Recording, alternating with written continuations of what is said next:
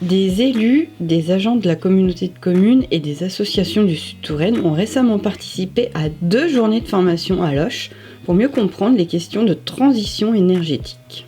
La région Centre-Val de Loire, l'ADEME, le réseau énergie partagée, mais aussi les entreprises Enedis et GRDF sont intervenus pour offrir à la 40aine de participants un socle de connaissances minimum sur ce sujet. Alors, je suis venu ici pour apprendre plein de choses sur tout ce qui concerne l'énergie et la production d'énergie surtout, parce que c'est un sujet vaste et important sur lequel il faut se pencher impérativement. Il y a des exigences qui arrivent et qu'il va falloir respecter.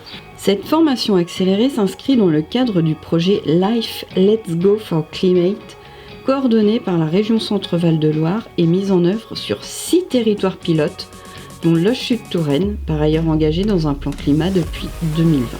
L'objectif de ces 2 journées, faire de ces participants des relais d'opinion pour inviter 100 citoyens du Sud-Touraine à s'investir dès l'automne prochain dans des communautés d'énergie. Concrètement, il s'agit d'encourager et d'accompagner les citoyens qui voudraient s'impliquer dans des projets de production d'énergie renouvelable ou de sobriété énergétique.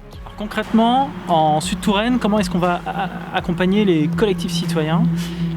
Nous allons accompagner les collectivités, des citoyens qui ont envie de monter des projets d'énergie renouvelable, et nous allons les accompagner sur toute la durée. D'abord, en constituant les collectifs citoyens, on va organiser des soirées, des ateliers de travail qui vont être une soirée tous les mois, pendant 4 mois environ, donc septembre, octobre, novembre, décembre, où on va constituer un panel, un collectif d'une centaine de citoyens.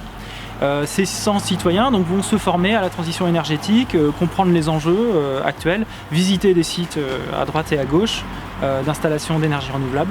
Et nous allons ensuite les accompagner pendant pratiquement 1 an pour faire en sorte que leur projet d'énergie renouvelable aille jusqu'à la concrétisation. Le projet Life Let's Go for Climate, financé par l'Union européenne, s'appuie sur l'échelon local pour mobiliser les citoyens et les encourager à s'engager dans des projets collectifs. Alors quel exemple précis vous pouvez mettre en place localement ? Typiquement, vous pouvez décider de créer un collectif de 20, 30, 40 citoyens, et ces citoyens vont par exemple mettre des panneaux solaires sur une école. Comme ici, on est dans le cadre d'un grand bâtiment, on peut mettre des panneaux solaires sur ce grand bâtiment et faire de l'autoconsommation collective. C'est-à-dire qu'on va produire l'énergie qu'on va consommer directement et on va signer un contrat d'achat entre votre propre installation collective et votre consommation personnelle d'électricité. Donc on peut avoir un coût énergétique qui va être stable sur la durée. Par exemple, considérez que pendant 20 ans, on paiera l'énergie à un prix fixe ou un prix qui va être indexé sur l'inflation. Donc il va rester globalement stable et maîtrisé.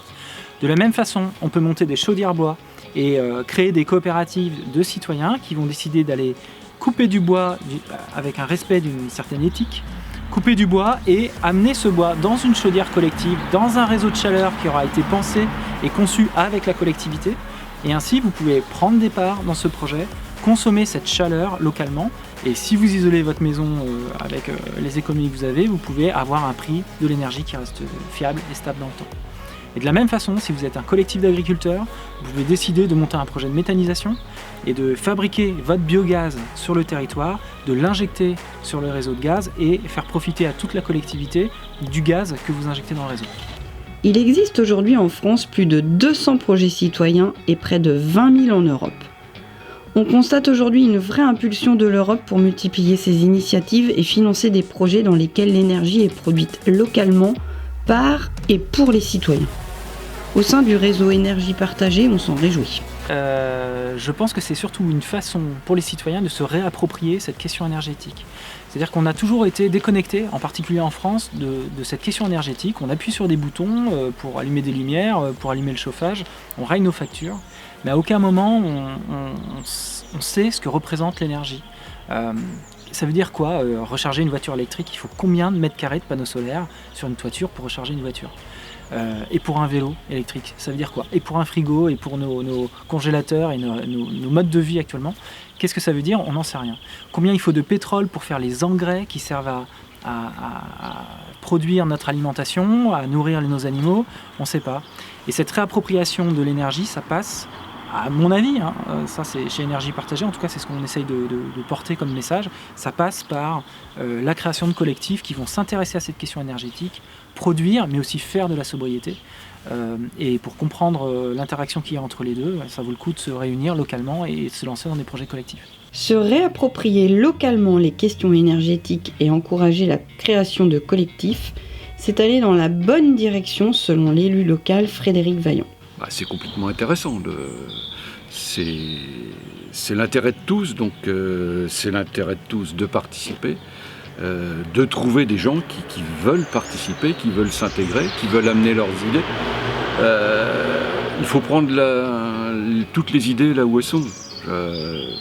Il n'y a pas de vérité aujourd'hui. Il faut trouver, encore une fois, le juste milieu pour que tout le monde y retrouve un intérêt financier, un intérêt économique, un intérêt écologique, etc. Donc le chantier est vaste.